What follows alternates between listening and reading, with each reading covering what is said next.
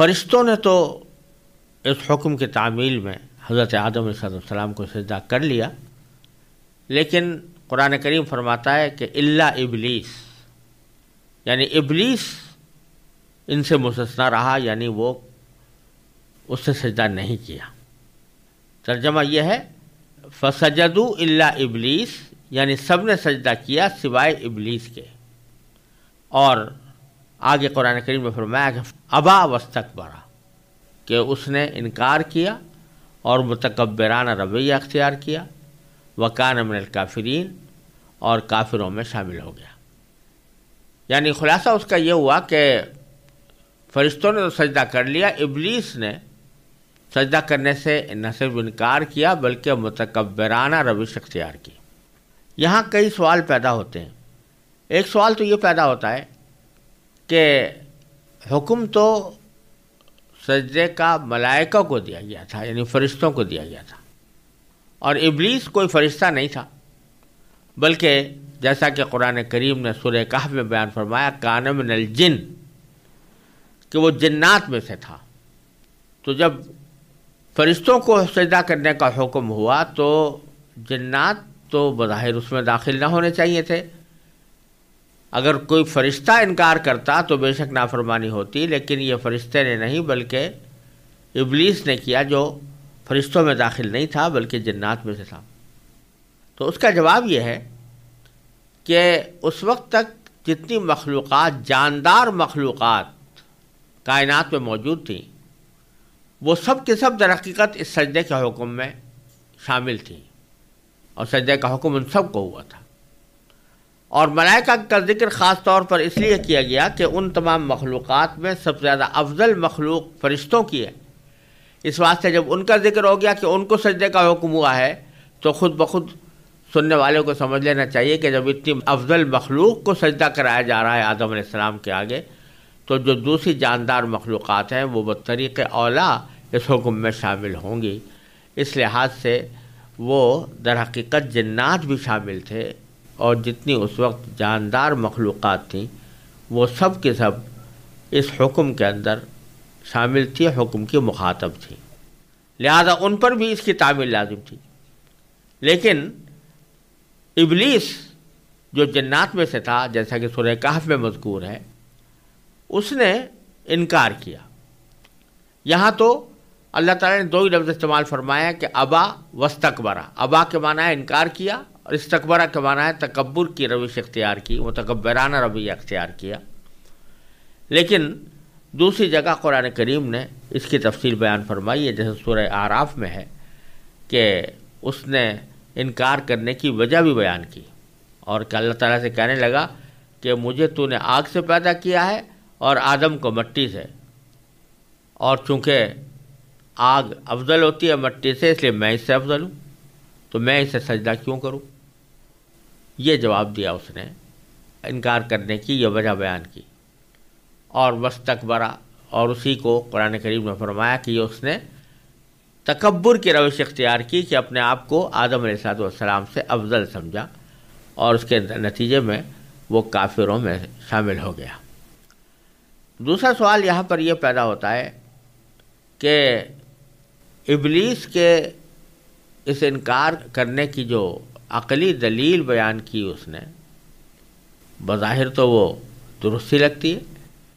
اس لیے کہ آگ سے پیدا ہونے والی مخلوق بظاہر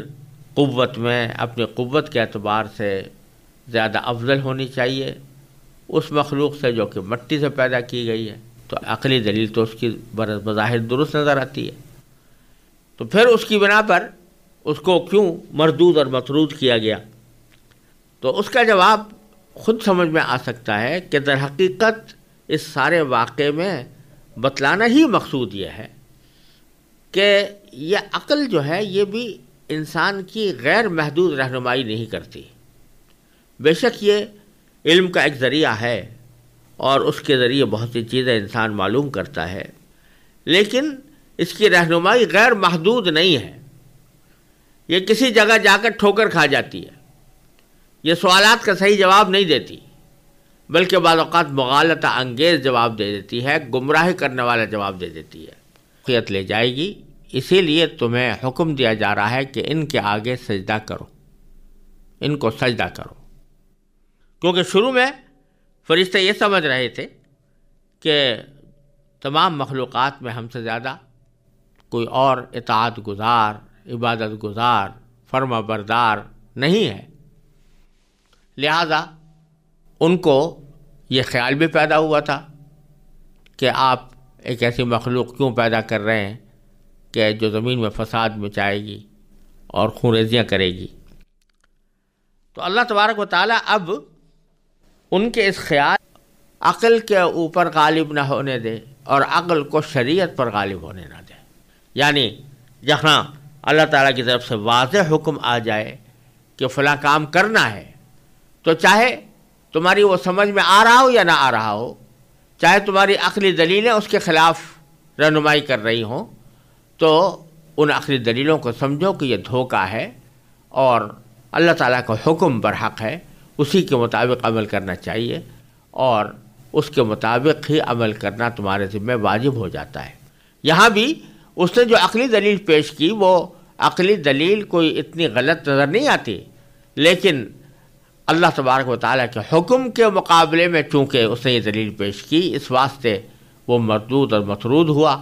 اور وہ اس کے بارے میں فرمایا گیا کہ کان من الکافرین۔ اور اسی بات کو کی طرف اقبال مرحوم نے بڑے خوبصورت انداز میں ایک شعر کے اندر اشارہ کیا ہے کہ صبح ازل یہ مجھ سے کہا جبرائیل نے، صبح ازل یہ مجھ سے کہا جبرائیل نے، جو عقل کا غلام ہو وہ دل نہ کر قبول۔ یعنی اللہ تبارک و تعالیٰ کی محبت، اللہ تعالیٰ کی اطاعت، یہ تو انسان کی سرشت میں داخل ہے، اس کے دل کا تقاضا ہے، اور اس وجہ سے اس دل کا تقاضا یہ ہونا چاہیے کہ جو حکم اس کی طرف سے آ رہا ہے یا جو ہدایت اس کی طرف سے مل رہی ہے وہ میرے لیے وہی واجب التعمیل ہے، اور چاہے میں اس کی حکمت سمجھ پا رہا ہوں یا نہ سمجھ پا رہا ہوں، اس کی مصلحت میری عقل میں آ رہی ہو یا نہ آ رہی ہو، لیکن جب اللہ تعالیٰ کا صریح حکم آ گیا تو مجھے اس کے آگے سر جھکانا چاہیے۔ تو اللہ تعالیٰ نے یہاں یہ وجہ ابلیس کے انکار کی بیان فرمائی کہ در حقیقت وہ متکبر تھا، تکبر میں مبتلا ہو گیا اور اس نے اس کو تکبر نے اس گمراہی کی طرف ڈال دیا۔ ہمارے حضرت حکیم الامت مولانا اشرف علی صاحب تھانوی رحمۃ اللہ علیہ نے اس کو ایک اور پیرائے میں تعبیر فرمایا ہے۔ وہ فرماتے ہیں کہ ابلیس کے بارے میں بعض روایات سے معلوم ہوتا ہے کہ وہ عالم تھا، علم رکھتا تھا اور اچھا خاصا علم رکھتا تھا، لہذا عالم تھا۔ دوسرا یہ کہ یہ بھی بعض روایات سے معلوم ہوتا ہے، اگرچہ وہ روایات کوئی بہت زیادہ مضبوط نہیں ہیں لیکن ان کو بالکل یہ رد بھی نہیں کیا جا سکتا کہ وہ ایک عابد بھی تھا، یعنی عبادت گزار تھا۔ اس واقعے سے پہلے اللہ تعالیٰ کی عبادت میں وہ بھی شامل ہوتا تھا، تو عالم بھی تھا، عابد بھی تھا اور عاقل بھی تھا، یعنی اس معنی میں عقل کے عقلی دلیل جو پیش کی وہ بظاہر دیکھنے میں درست لگ رہی ہے۔ تو عاقل بھی تھا، عابد بھی تھا، عالم بھی تھا، لیکن حضرت فرماتے ہیں کہ عاشق نہیں تھا، یعنی اس میں کمی جو تھی وہ در حقیقت اس کے عشق کی تھی کہ اگر اللہ تبارک و تعالیٰ کے ساتھ محبت ہوتی، اللہ تعالیٰ کے ساتھ محبت میں وہ سرشار ہوتا تو یہ سب دلیلیں جو عقلی دلیلیں ہیں ان سب کو روند کر ایک ہی دلیل اس کے لیے کافی ہوتی کہ میرے محبوب کا حکم ہے، لہذا مجھے ہر حالت میں اس کی تعمیل کرنی چاہیے، چاہے وہ حکم میری سمجھ میں آ رہا ہو یا نہ آ رہا ہو۔ تو یہاں سے یہ ایک بہت بڑی ہدایت اس واقعے سے ہمیں یہ دی گئی ہے کہ جب اللہ تبارک و تعالیٰ کی طرف سے، اللہ کے رسول صلی اللہ علیہ وسلم کی طرف سے کوئی صریح حکم آ جائے تو اس کے بعد پھر انسان کو اس کے بارے میں عقلی گھوڑے دوڑانا یا اس کی حکمت اور مصلحتوں کو تلاش کر کے اس حکم کی تعمیل کو حکمت اور مصلحت پر موقوف رکھنا، یہ ایک فرما بردار بندے کا رویہ نہیں ہے، یہ ابلیس والا رویہ ہے۔ چنانچہ فرمایا مؤمن ولا مؤمنۃ اذا قضى الله ورسوله امرا ان يكون لهم الخيارۃ من امرهم، سورہ احزاب میں فرمایا اللہ تعالیٰ نے کہ جب کسی مومن یا مومنہ کے سامنے اللہ تبارک و تعالیٰ کا کوئی فیصلہ آ جائے تو پھر ان کو اپنے معاملے میں کوئی اختیار باقی نہیں رہتا۔ یہی سبق اس واقعے سے لینا چاہیے۔ اور اللہ تعالیٰ کے حکم کے معارضے میں، مقابلے میں اپنی عقل دلیل پیش کرنا اور صراحتاً انکار کرنا یہ کفر ہے۔ اسی سے بات معلوم ہو گئی وہ کان من الکافرین، کہ ویسے تو عام طور پر اگر کوئی شخص بھول چوک میں کوئی غلطی کر بیٹھے یا اللہ تعالیٰ کے کسی حکم کی نافرمانی کرے بھول چوک میں یا غفلت کی وجہ سے، تو اس کی وجہ سے وہ کافر نہیں ہوتا۔ اگر فرض کرو کوئی شخص نماز نہیں پڑھتا تو نماز نہ پڑھنا بہت بڑا گناہ ہے، بہت بڑا گناہ ہے، اور بہت بڑا اس کے اوپر عذاب بھی ہونے کا اندیشہ ہے، لیکن محض اس بنا پر کہ اسے نماز نہیں پڑھی اس کو ہم کافر نہیں کہہ سکتے، اس پر کفر کا فتویٰ نہیں لگ سکتا، اس کو کافر قرار نہیں دیا سکتا۔ لیکن اگر کوئی شخص یہ کہے کہ میں نماز پڑھنے کو مانتا ہی نہیں اور نماز پڑھنے کی کوئی ضرورت نہیں، الیاذ باللہ، کوئی شخص اس کو انکار کرے